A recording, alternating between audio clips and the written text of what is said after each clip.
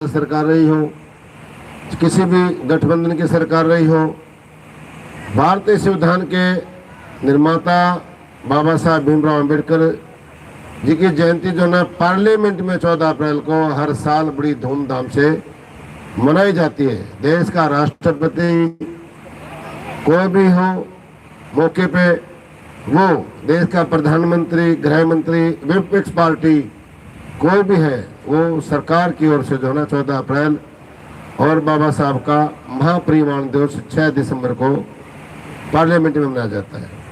और हम अब की बार 85 आदमियों को वीआईपी पास लेकर के, जो गांव के लोकल आदमी जिन्होंने कभी पार्लियामेंट देखा ही नहीं, दिल्ली भी नहीं देखी, उन आदमियों को लेकर के पार्लियामेंट में वीआईपी पास लेकर के 85 आदमियों को पार्लियामेंट में अंदर लेकर के गए। बाबा साहब के चरणों में श्रद्धा के सुमन अर्पित करे गए और देश की वो धरोहर, वो शक्ति जो हो वहाँ बीच में थी, माननीय देश की राष्ट्रपति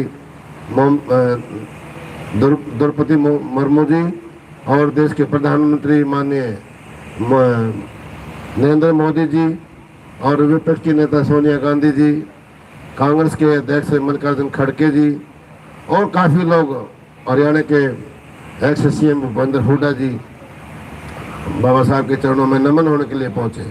भारत के वो व्यक्ति थे जिन्होंने पूरी दुनिया के अंदर शिक्षा का डंका बजाया।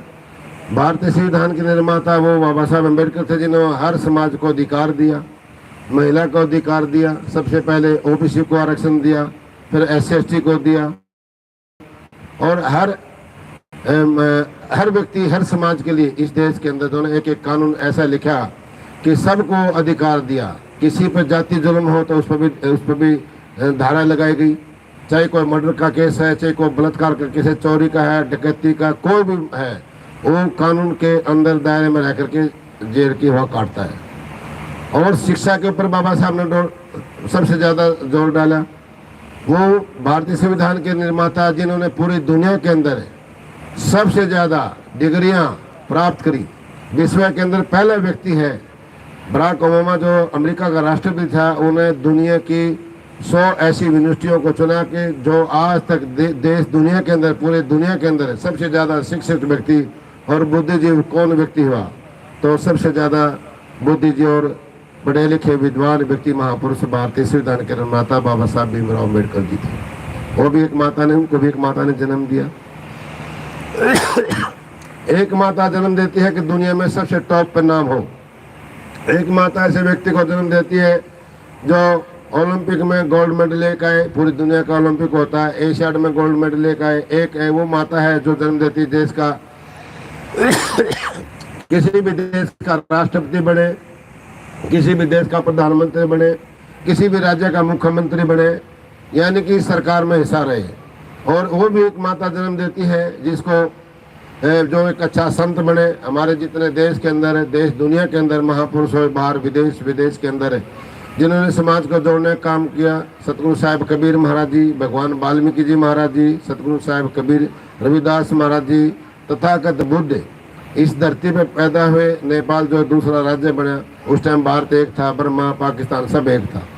तो तथागत बुद्ध ने पूरी दुनिया के अंदर ऐसा शिक्षा का डंका बजाया। सम्राट अशोक और भगवान श्री राम जी, जो आज सरकार ने श्री राम मंदिर बनवाया अयोध्या के अंदर, कितने सालों बाद में जो है ना राम का मंदिर बना। और कृष्ण भगवान, सीता माता, कितने मतलब अनेक देवी देवता इस भारत भूमि पर हुई। ये धरती जो है ना हमारे लिए कितनी शुभ है। लेकिन समाज, हम एक समाज की बात नहीं करते हैं, हर समाज में लोग सोए हुए हैं।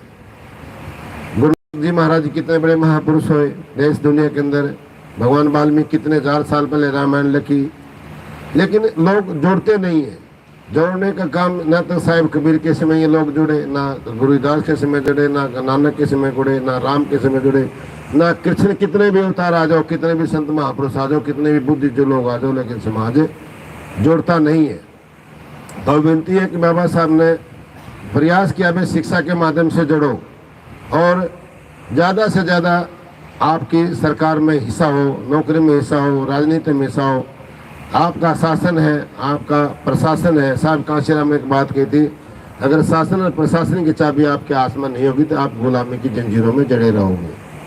तो वो बात को समझना है हमने और सही समय पर सही व्यक्ति का मतदान अभी 25 तारीख को